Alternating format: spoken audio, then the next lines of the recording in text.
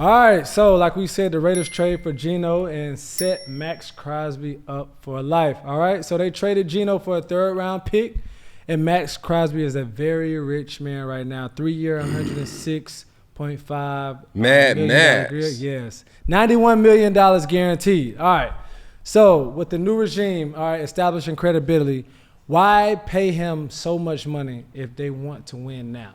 They just dumped a lot of money on Maxx Crosby. Does this say the Raiders want to win right now? Peggy, you got to spend the money. From well. Like, it's a pool of money, bro. I'm going to tell you, you wouldn't have gotten Max with any other deal. So you feel like they was in a position they had to? He's worth it. Mm-hmm. It ain't that I'm wasting my money. It's like, bro, he's worth it. So you got to spend it. But do you think, obviously spending money on Max, but also, is Gino, like they brought in Gino, not saying he's a bad quarterback. Yeah. But is he a for sure shot as your long-term solution at quarterback? Or is this a Band-Aid type situation? Let me tell you something. And a lot of fans always say this, like a lot of franchises are in the rebuilding phase. Mm-hmm. Let me tell you, there's no such thing as a fucking rebuilding stage in the franchise. Nobody ever admits that. Mm-hmm. The only time you rebuild is at the end of the year. Because if you were to say we were building, what did the Washington Commanders do last year? Did they go into the draft saying, hey, yo, we're rebuilding by picking? Everybody want to win now. It's not that you want to win. You have to win now. Because these contracts are just placeholders just to be able to say, like, yo, respectfully, everybody's just on a one-year deal. They'll find a way in a contract to find loopholes. So they don't have to pay you. Man, come on, bruh.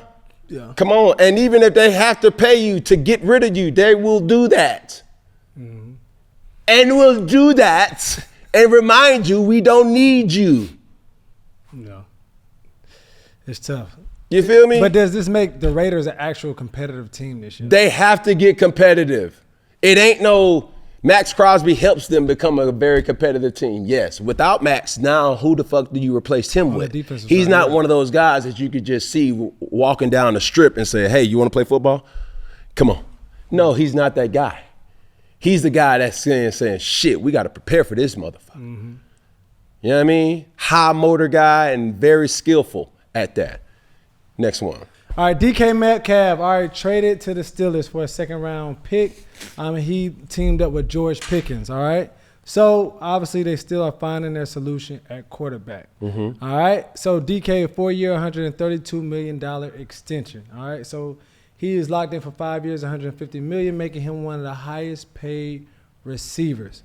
How do you feel about this tandem, George Pickens, DK Metcalf? I'm kind of nervous about George with this acquisition. I don't know, because it's like,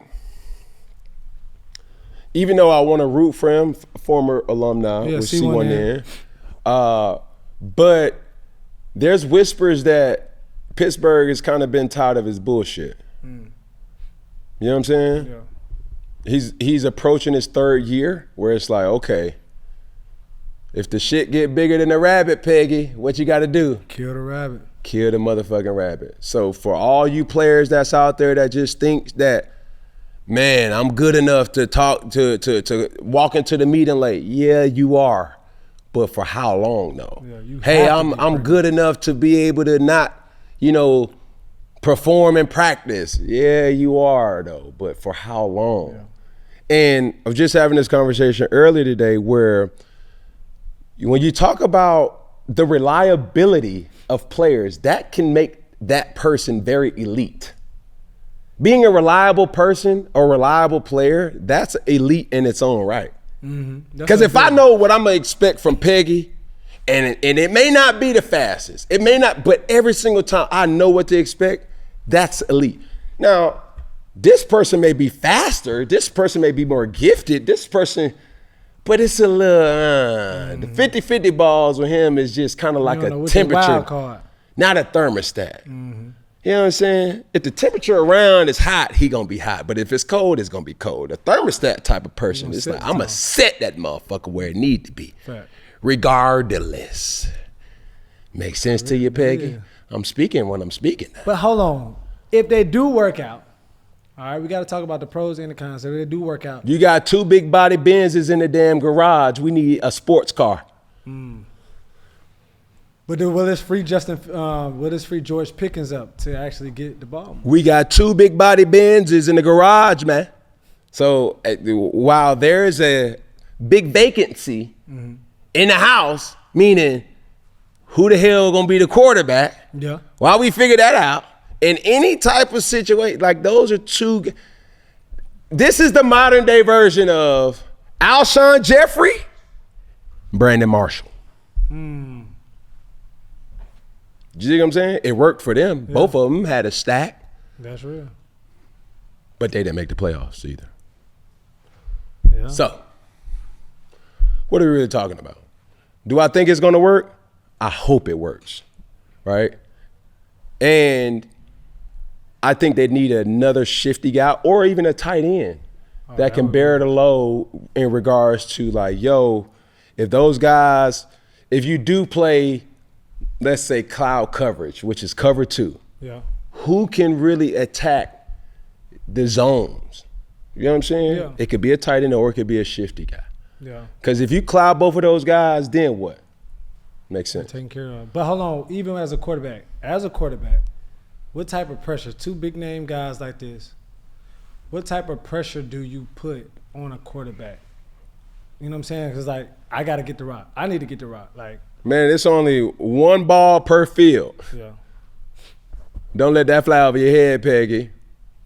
So this is a good problem to have if you ask me. It is. It'd be hard to overthrow them motherfuckers. For sure. Shit, you got 6'5" and 6'4" that can jump out the damn gym. Shit, that's a good problem to have. I don't see too many quarterbacks around the world complaining to be in that type of situation. Shit, I know I wouldn't. Did I retire yet, Peggy? No. Okay. Come on, jump out there, bud.